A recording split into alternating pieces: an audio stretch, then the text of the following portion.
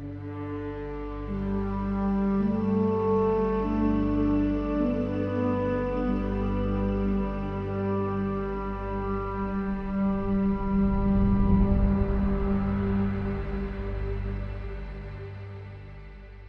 welcome to Evidence for Faith. I'm so glad you're joining us today because I want to take you to Jerusalem to show you a piece of evidence that the temple, the second temple period, and this would be what's often called Herod's temple, this place really did exist where the Bible says it was. So join me as we go to Jerusalem. We are here at the temple in Jerusalem, and we're standing right on the corner of what was the southwest corner of the temple. And you can see the massive walls here. How high the temple was, we believe from the writings of Josephus and others, that if you look, you'll see a large tree, like cedar tree way up there. That's approximately the height of the temple. So many of the walls have come down. This was a temple that Herod built that was magnificent. It was the largest temple in the ancient world at a time.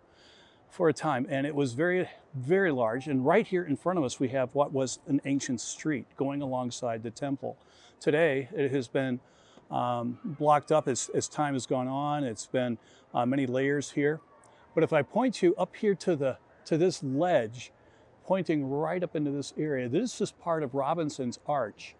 And it wasn't that long ago. You can find pictures, you know, maybe 30, 40 years ago, that the ground that you'd walk on went right up to that. Matter of fact, I've seen pictures of people sitting on that ledge eating their lunch.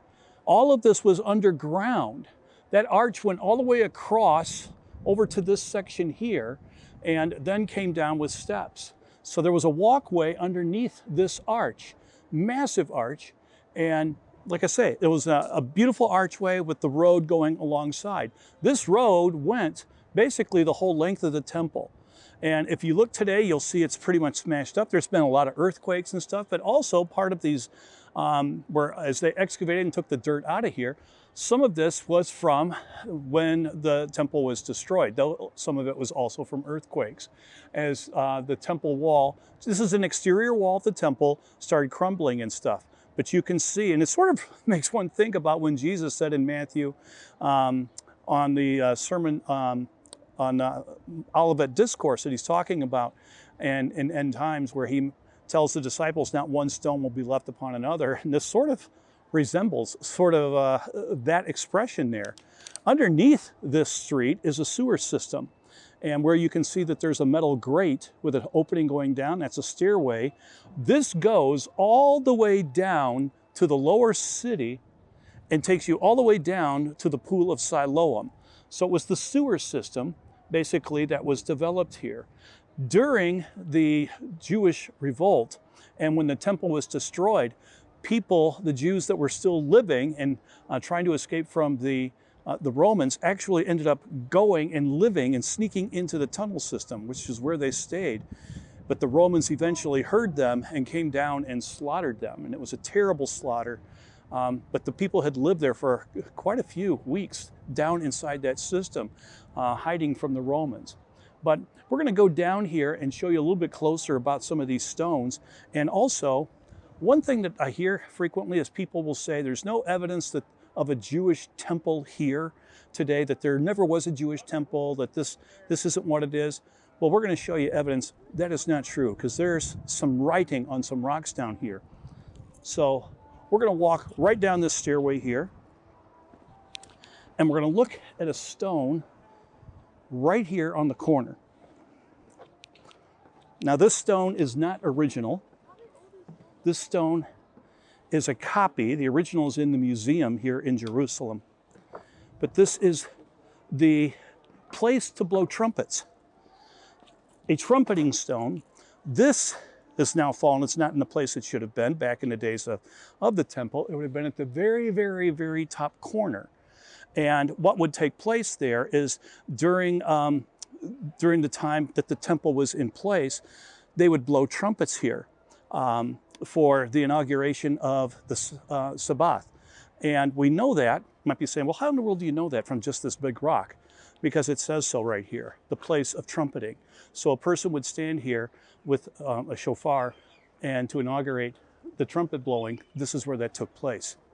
I want to show you another thing too, as we look at these stones here, that we can see something that's a little different about the type of stones. When Herod built this, Herod had a way of making a marking on his stones. There's a border that goes around. And whenever you see this type of a border, smooth face, but then this little inlay like along the side, or this ephesus around the side here, this is actually what we call Herodian stone.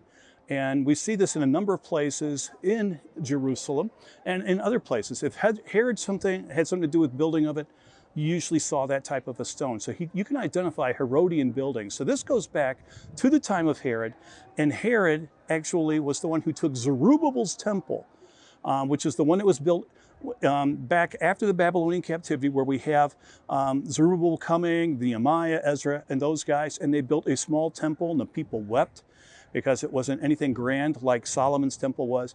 And then Herod took Zerubbabel's temple. It still functioned throughout this time, but he started to remodel it.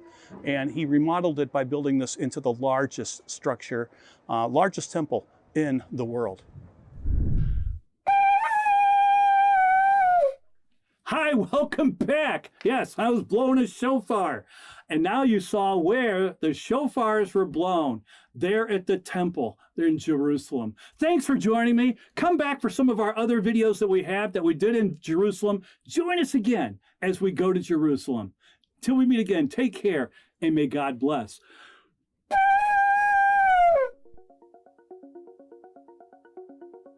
Thanks for tuning in, and thank you to our donors who make this program possible. Evidence for Faith is a 501c3 nonprofit ministry based in the USA.